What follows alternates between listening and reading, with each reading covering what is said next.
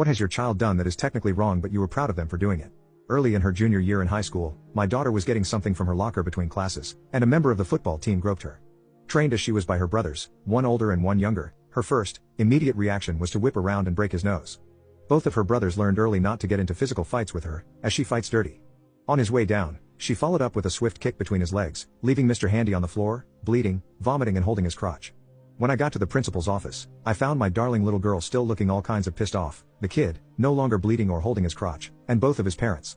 I listened to the story and nodded wisely, then I said, well, I guess the punishment fit the crime. Why are we here? What are you talking about? Kid's dad says. We're calling the cops for this assault. I couldn't help it, I started to laugh.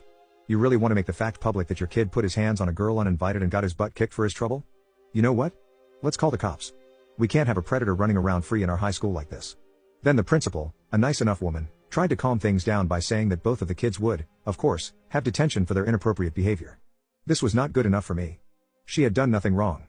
I asked if it was official school policy that a young woman passively allow herself to be groped, and then noted that might be the best explanation for the way that Mr. Handy felt free to go around groping girls without their permission. Then I mentioned the magic word. Lawsuit. Suddenly, my daughter wasn't in trouble any longer. On the way home I suggested that she owed her brothers for teaching her to stand up for herself. So, she was technically in the wrong according to the principal, but I thought what she did was both hilarious and fitting to the situation.